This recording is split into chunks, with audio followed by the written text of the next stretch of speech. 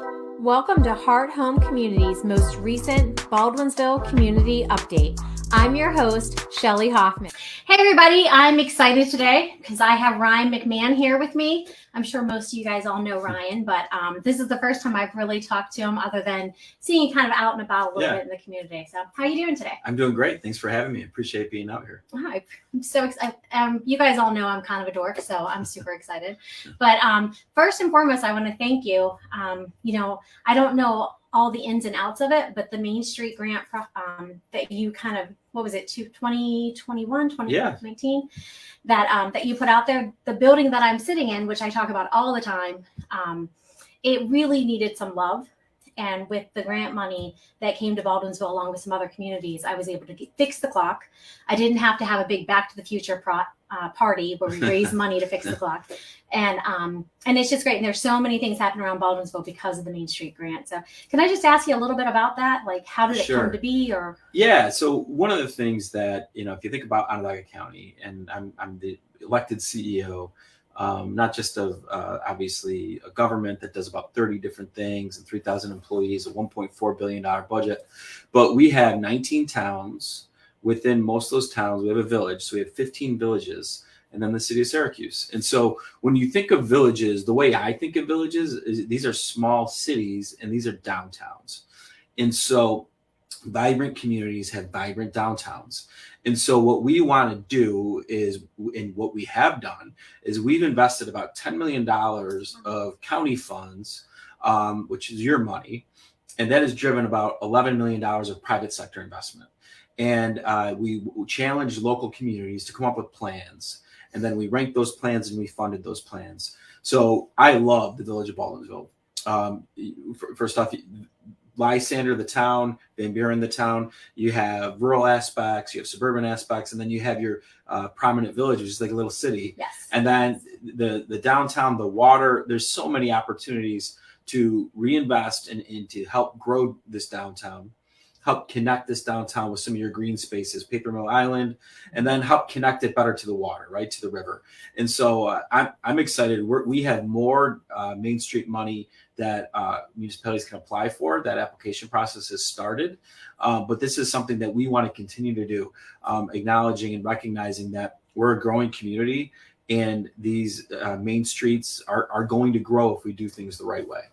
That was going to be my next question, is how many more times do you think you're going to be able to have the Main Street grant program? Yeah, so right now we have about another $2.5 million that is out there for kind of proposals coming in from municipalities, but it's been a successful program. And so whenever you have successful programs, you want to continue to build off of that. Certainly, we've been lucky fiscally with the county. We managed your tax dollars like you did your own dollars during COVID, and we made tough decisions. And at the end of the day, our revenue started to grow. And as we grow as a community, our revenue continues to grow, which means we can continue to invest in infrastructure in ourselves and continue to cut property taxes, which we've done. So we want to continue to see this program advance, and we want municipalities to get more ambitious. And we're thinking about, is there ways that our 15 villages should look at public art and other things that you see in downtown Syracuse?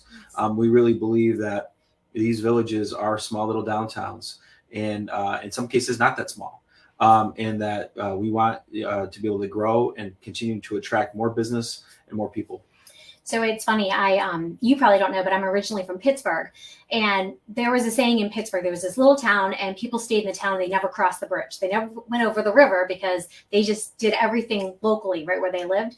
And I tell people, I barely leave Baldwinsville anymore. There's places to shop, there's places to eat, there's places to be entertained. We have the concerts, like you said, on Paper Mill Island. So to me, Baldwinsville just keeps growing and getting bigger and bringing more businesses and hopefully more money to support the businesses and stuff.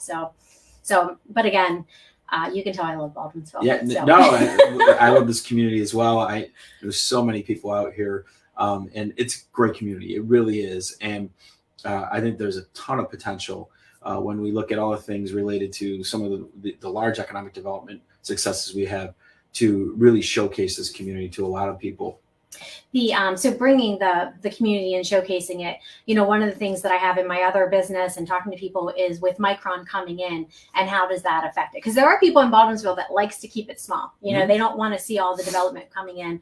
And then you have people like myself, you and other business people say there's so much more opportunity that can come in to Baldwinsville and surrounding. I mean, obviously I love Liverpool and other areas here, but with Micron coming in, how do you see that helping the Baldwinsville community? Well, first off, when you think of cost, right, the more people that are paying into the bucket, the cheaper it is for everybody. So from a cost perspective, growth is really important, especially when you look at property taxes, when you look at schools or your largest portion of your tax bill, then your town, and then your village, and then the county.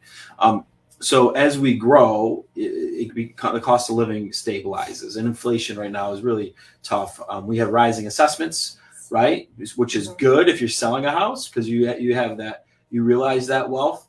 But if you aren't selling a house, you now have to pay more for those rising assessments. So property, the answer on property tax relief is directly correlated with growth. And so what Micron represents is an opportunity that we've just never had, right? We're talking about a $100 billion project. That is the largest project in the history of New York State, and the largest planned project in the history of the United States. And we competed with communities across the country and across the globe, and we won. And we won because we had the best site, which took a lot of planning. The county controlled White Pine Business Park, and a lot of risk, a lot of criticism. A lot of people had mean things to say about me, believe it or not, during that. Shocking. And so we had the best site. But part of this process was telling the community story, the history of being a proud manufacturing community that maybe fallen some tough times, but we have these eds and these meds, and we have this that can produce talent. We have great schools. We have great early childhood programming. So when we think about this in the natural greenways and blueways that we have with water and parks, the rest of the country doesn't have that story. And so we beat out Austin, Texas. We beat out Raleigh, North Carolina. We beat out Michigan. We beat out a site that sat between Chicago and Milwaukee, two powerhouse communities in the Midwest. So we need to realize that we just won the Super Bowl of site selection with this investment. And what this means is over 9,000 permanent jobs at Micron over the next 20 years, over $100,000 average salary, technicians, engineers, research and development, all coming. But in addition to that, all of the companies that tool that plant, they're going to be here. And what are we doing? We are the solution for a national security issue. When you think about how dependent we are on these chips, these memory chips that are in the computers, they're in everything in our homes, they're in our cars, they're in our cell phones. This is a national security issue because most of the manufacturing is done over by China, and China is threatening some of these smaller nations. So when you think about the fact that we won this huge incentive and this huge investment, historic, but we're also going to be the solution for national security for this country, it's amazing. And so what do we do now? We just won this. So now it's about planning, and it's about planning to be smart. And we want to hear from every community, where do you want to fit into this plan? Housing, commercial development, potentially industrial development, depending on where you are. And again, that's going to be a bottoms up approach. But one of the things we'll be focused in on is center driven development. And so that means if you're a town that doesn't have a village, we want to help you create town centers or develop out hamlets so that housing can be focused there, commercial services can be focused there, entertainment services can be focused there. So this is what has been successful in communities like Nashville, communities in the Sun Belt, communities like Austin, Texas. But if you have your center, we want to be able to help develop that center in ways that the community wants to see it. But certainly the town of Lysander is going to see opportunities related to housing. The village of Baldwinsville will have a new interest in these old, beautiful buildings about how you can reimagine them. And there may be land available where housing or mixed use will be look at development. But this will be coordinated and smart growth. It won't be sporadic and uncontrolled growth. So if you're worried about getting too big too fast, that's probably not going to happen. This is going to be a gradual growth over the next 7 years. But we're working very closely with our planning department and local governments to make sure that we do this the right way. I was on another meeting listening to you, and you had talked about that growth, right? The gradual growth. And you had laid out not so much numbers, but just, and really wouldn't see a whole lot until maybe 2024, 2025. Is that with taking into account, and I have talked to some people here in Lysander that are part of some of those meetings that, where you're just looking for ideas, the baseline.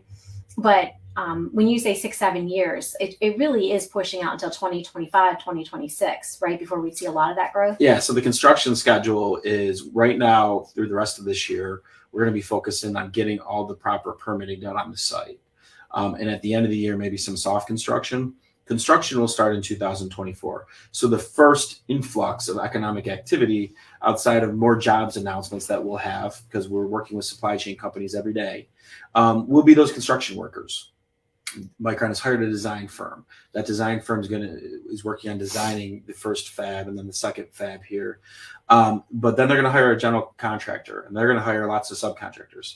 And the reality is everybody here locally will get an opportunity to work, but they're going to need more. So across the Northeast, we'll see people moving into the community, maybe even across the country. And in some cases for specialties, you'll see international talent brought in. And so what that means is our first influx of all these new people coming in will be working on this construction project, not just for 2 or 3 years, but likely for 20 years. Oh, wow. So they'll have a decision to make. Do I want to be away from my family most of the year for the next 5, 10, 15 years? Or should my family just come to Central New York? And so that will happen in 24. The Micron employees will be brought on more in 2025. And what will happen is the first phase of employment will be 3,500 employees. A lot of those employees will get hired in 25, but then they'll go train in Boise, or they'll train in Manassas, Virginia, or they'll train over in Singapore or Taiwan potentially, where there's other Micron locations. And then once they have that training, they'll come back here to be making the products, which will start in 2026. So bringing up the other Micron locations, we talked just a minute before we went live about layoffs in Micron. Do you think those layoffs are going to have any impact in what we're thinking is going to happen here in Central New York? No, and for a couple of reasons. One, there are a couple of things that are driving this investment, and then what this investment is going to actually make. So what happened related to the semiconductor industry, like many industries, is especially during COVID. If you think about really think back to 2020. I don't want to think about it. I lived through it every day, every minute of it. But there was a time in the beginning of this pandemic where we didn't know what was going to happen at the government level, or you didn't know what was going to happen in your household. You were rushing to the supermarket and you were buying lots of things. At one point, I had to ask people not to buy so much toilet paper. I do remember at a briefing, that. Right? Right? So these things happen. So nobody knew what was going to happen to supply chains. And we didn't know what was going to happen for gloves and for sanitizer and for masks and for pharmaceutical equipment, ventilators, toilet paper, anything. We didn't know, right? Because certain sections of the world that were shutting down because of the pandemic make a lot of these products. So the same thing happened in the semiconductor industry. So those who needed those chips bought more chips than they needed in 2021 and 2022. So the semiconductor industry actually had banner years during those 2 years. But what they've done in 23 is they recognize that there's old inventory out there that needs to get through. So they've slowed down capital investments, and they told us before we even announced that they would have layoffs. Now, most of their layoffs for a company like Micron will be overseas because that's where most of their employees are. They have a headquarters in Boise, and they have one fab in Manassas, but all the other manufacturing is overseas. So this really won't have a large impact on United States personnel. But what's going to be made in the Clay facility here in Onondaga County is not the technology in the stores today. It's the technology, their next DRAM technology that isn't even available to the consumer today. So when you think of that, A, the technology that's out there today isn't even going to be what we're making. But B, the downturn in the semiconductor industry, although sharp, is actually starting to turn around already. And every company's doing it in the industry. They all kind of coordinated in a way to say, we're not going to invest in all these things. But more importantly, for those naysayers, there's a lot of grant money on the table to do this. They have to do this if they want to get the United States CHIPS Act grants. They have to actually build. They're not. That's well over $3 billion on the table. In addition to that, the New York State green chips, to receive those incentives, you actually have to hire people. And strategically, even more, if you want to think about this, the Chinese Communist Party is sitting around Taiwan and threatening Taiwan's sovereignty day in and day out. That's where most of the manufacturing is done. Right next door in Singapore, right in that same area, is where other manufacturing is done. Micron's two largest competitors are companies in China that essentially are controlled by the Chinese Communist Party. So for Micron, they have to diversify their manufacturing. It has to happen here for their own company. So our country needs it. The company needs it. The next level of technology is going to be made here. It's not what's in the marketplace today, and they don't get the money if they don't do it. So for all those reasons, it won't impact the hiring. And we knew this was going to happen before we even announced it. It was talked about with the state, with us, with Senator Schumer at the federal level, and the company. We all discussed these various options. Well, and that's the nice hearing it directly from you, because everything's kind of an assumption and nobody's in those direct conversations to know what's happening. So, but I had quite a few people, just in conversation, because it's important to me. It's important to a lot of people if it comes, and saying, no, I don't think it will. And they would list off these reasons. The other thing that I kind of thought about when you were talking about is I'm friends with a lot of contractors, right? I love projects. People know I love projects. And they say the supplies aren't even there to build the Micron plant. And you were just talking about the shortage of supplies is there anything like that could impact them not being able to build just because I talked to an electrician, the electrician said you can't get parts. And in my mind, I'm thinking, this is something for, the good of everybody. They have to be able to get the parts, but it is a concern that's out there. Yeah. So supply chain is always a challenge, right? So what we call long lead time items are a bigger challenge than what some of your subcontractors are working with. But for example, gas and electric, some of these substations that will need to partner, these long lead time items take like a year and a half, 2 years to build. So those long lead time items are already being ordered. This company, by the way, too, another reason why they're coming. If they're not coming, why do they come to our community every month and do town hall meetings? Why are they investing $10 million in our schools, STEM education, and our nonprofits and our daycares? They're already spending money. They're already spending millions of dollars with us for site preparation. So if they weren't coming, why are they moving forward and spending money too, right? Just common sense things. But supply chain items, challenging. But one of the things that is actually a small positive related to a potential economic downturn, which I think we're going to see at the end of the year, not a big one, but a small one. It has to. When you think about inflation being as high as it is, and that's going to, if it's hitting us all now, but eventually it's going to hit us a little bit harder if prices don't stabilize. Mm-hmm. So with that downturn, is people will get hungrier related to construction projects, and they'll tighten their belts a little bit, and that will make these projects more affordable at like a Micron. And I was at a semiconductor conference in California a month ago, and what Micron and TSMC and all these companies said is the good companies invest in the downturn so that when things turn, they can actually fulfill the orders for the upswing. And so they need that capacity as well. So overall, a company like Micron or a general contractor like an Excite, who they brought on for design, they have bigger wherewithal to locate supply chain than certainly most of our folks do locally. And again, it's one of those things in the back of my mind. I said, there's no way they would be putting all this in here if they didn't think they could do it. Right. But when you hear the naysayers or the negative, it's like, okay, what's the explanation to that? So thanks for sharing that. Sure. Any other questions that you're getting about Micron that I kind of haven't asked that you think the Baldwinsville community and anybody else watching? Well, I think what's exciting is the fact that their level of engagement, right? So they're engaging with all the school districts. They're engaging with STEM camps for kids. They understand that workforce development starts when someone's even, at the early childhood of their life before their kindergarten. Kindergarten readiness is a goal of our administration, and it's a goal that Micron shares with us. That they want to be community partners. They were here 10 or 11 times during our courtship and the selection process, and they fell in love with the community. And so I think overall, this is a really unique company. Think about this. What company that you can think of anywhere that comes to a community every month and does town hall meetings? People can go Google the C-suite of Micron and figure out how much money they make. It's public knowledge. But these are, needless to say, highly, highly, highly paid people that come in and they want to hear from the community about how they can potentially be a partner outside, above and beyond being our anchor, our tenant for our community moving forward, and the anchor tenant for New York State moving forward. So it's really a special time. I think in our community, we're always a little too hard on ourselves, and we've carried this chip on our shoulder for a long period of time. But it's time to knock that chip off because we're growing.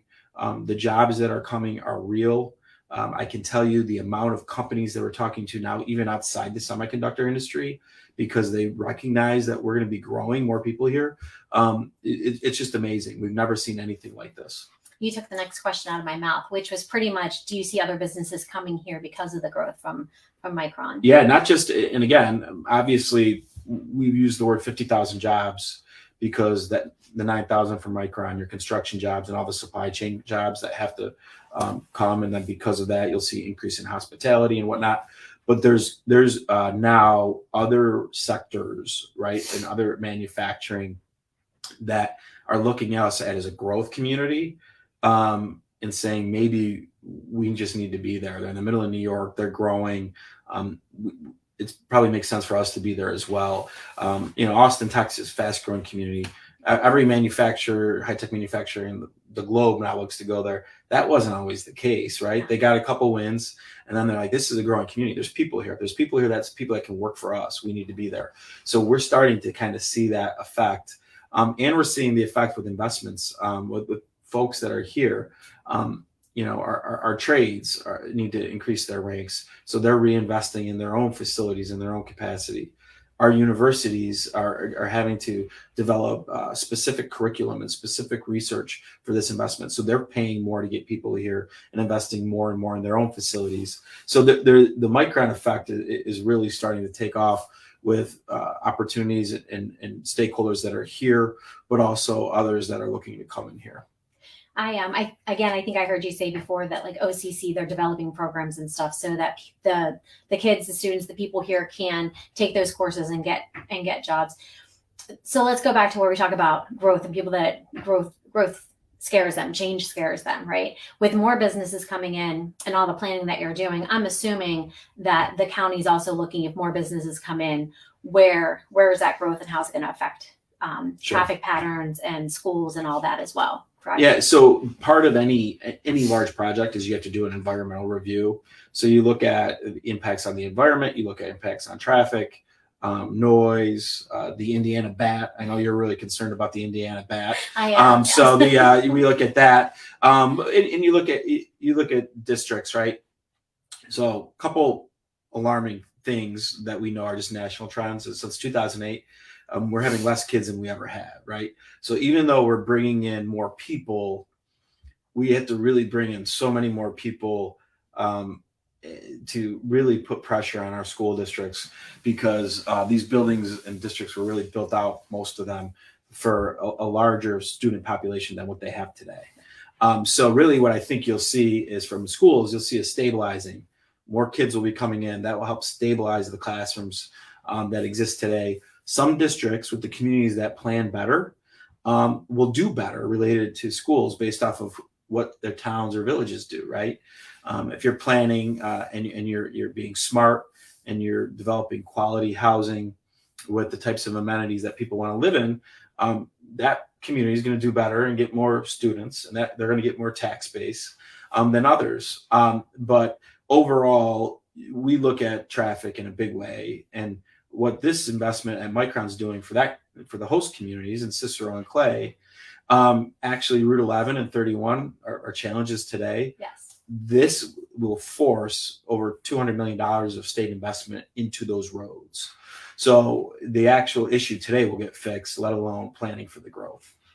It's funny when I moved up here, we looked at that area to live. And the only thing I remembered was Route 11 and 31 and thinking, oh my goodness, people do this every single day. Yeah. But now that I live here and I drive it, I don't even think twice about it. But so we talked about the grant, we talked about Micron, and feel free to add more if you want. The only other thing that comes up, and I haven't heard about it in a while, just because Micron being such a topic, is the aquarium. Sure. How's the aquarium developing? Yeah. I know that was a rough spot too for a while with some people. But. Yeah. So overall, think about, and again, the aquarium, so people remember chronology here. I was in the middle of final negotiations with Micron at the same time this is happening. So I couldn't really tell the whole story. But one of the things that Micron challenged us on is quality of life and workforce retention and recruiting, not development, right? And because development, they challenge us on that, but those are people that are here already. But to meet their workforce demands, they got to bring people in, right? And you got to bring a lot of young engineers in. And then retention is important, right? So they got to, once they get here, if we get them for a couple of years, we can't have them leave, right? So we had to showcase what are you going to do, right? And so I immediately went to our strengths, as I always sell our strengths, is like, look, we got the best waterways, we got our parks, amazing fall here is amazing.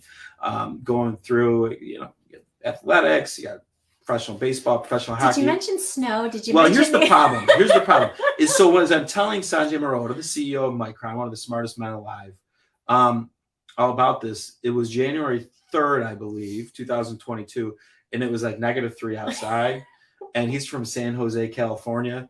And he asked me a pretty pointed question. He goes, no, what do you do today? And so I kind of said, well, look, you can go snowmobiling, right? You can go skiing. You like to ice skate? We'll take you down to Clinton Square. He wasn't really vibing that answer. And so I said, well, let me show you. We have the state-of-the-art proposal on our waterways. I talked about Onondaga Lake and the cleanup of Onondaga Lake a lot in this process.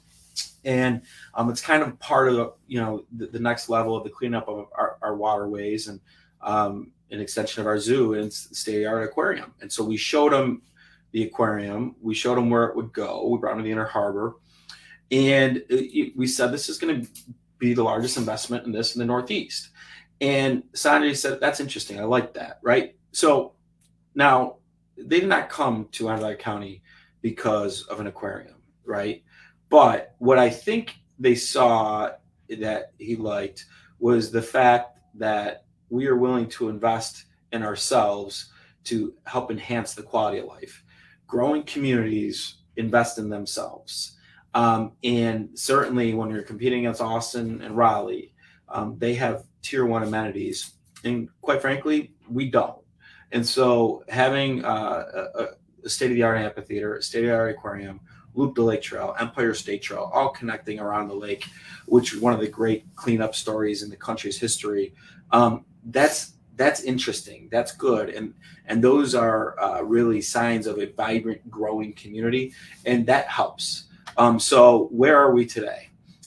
We are there with the aquarium. We awarded the design contract to CNS engineers who partnered with experts from across the world who worked on the Georgia Aquarium and all these others. We have the land at the Inner Harbor under contract. We have a request for proposals for an operator who's really going to help narrow in on the design and many of the elements at the aquarium. But we're looking to hopefully have the design done by the end of this year, and then a contractor begin work either at the end of this year or the beginning of next year. And we're really excited. And it's another huge construction project. And again, this project could be going on at the same time where we're seeing an economic downturn and putting people to work. A year ago, things were hot, right? Contractors aren't needing work. So the jobs argument didn't really fall on deaf ears a little bit to some people, but we think the jobs argument will be compelling. We're talking about 400, 500 construction jobs for well over a year. And at the end of the day, we're going to have something very, very unique on our water. When you think of STEM and STEAM for our kids, that's the way their brain needs to work. That's where all the jobs are. It fits really nicely within that educational opportunities. And you think about our hospitality industry, which has been beaten up. People are going to come here. People travel all over the country all year just to see aquariums, and we're going to be the newest and the best one that people haven't seen. So we're going to see a lot there. And the feasibility study we did to see if it would work and make money, it worked at 450,000 people. Now we're at 477,000 people, and we're pretty sure we'll be about 600,000 people in about 5 years. So it's gonna play out really well, and I think overall, people at the end of the day will see this for what it is. It's entertainment infrastructure for our community, and it's something that county government does. We own a ballpark, MBT Bank Stadium. We own the War Memorial for the Syracuse Crunch. We own an amphitheater. We own a zoo.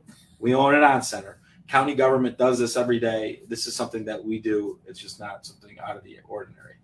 When do you think that the aquarium will open? 2025. I'd like to see it open at the end of 2024, but most likely 2025. Nice. So, well, and things don't always open on time. And I'm put a little plug in there for Beeville because we thought we were going to have an Angry Smokehouse last May, but we did. Guess what opened last Monday in Baldwinsville? Yeah, I think you got it. You got it open. I haven't been out to it yet, but I read about it. Yeah. Yep. So we have our own little reasons to pull people in here. Sure.